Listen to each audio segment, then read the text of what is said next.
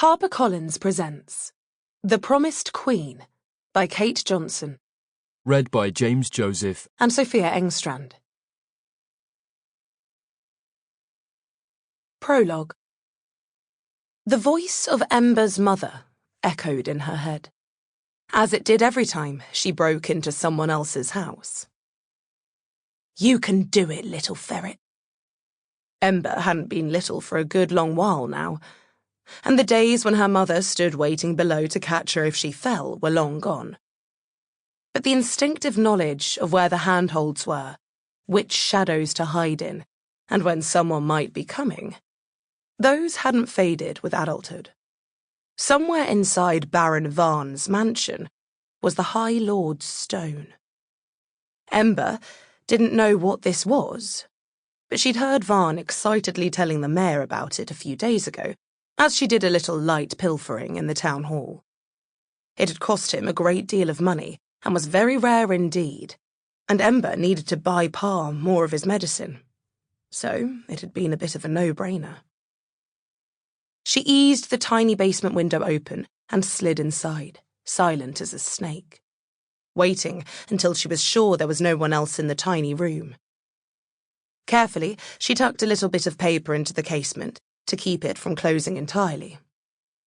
No sense getting in if you can't get out.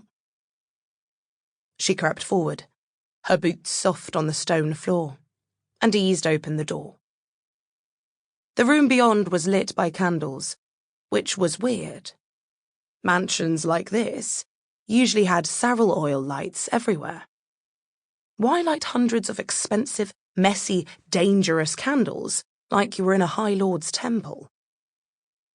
Then she heard a whimper, and her spine prickled with unease. She peered slowly, carefully, further around the room. In the centre of the room, which was really a large vaulted cellar, was a large stone slab.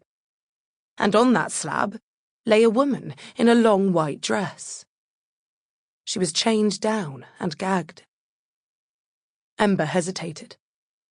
On the one hand, this looked bad. On the other hand, it also looked a bit like that weird sex thing she and Cracksman Jack had stumbled upon in the back of an opium den once. Are you here willingly?" she said, and the girl shook her head frantically. Ember pulled her gag away, and the girl gibbered, "They kidnapped me. I was coming home, and they grabbed me, and I woke up here and—" "Shh," said Ember.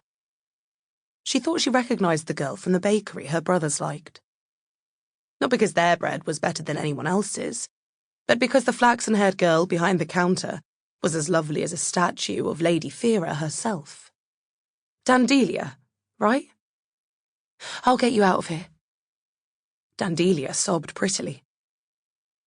"It was that horrid Baron Varn. He said it wouldn't hurt for long."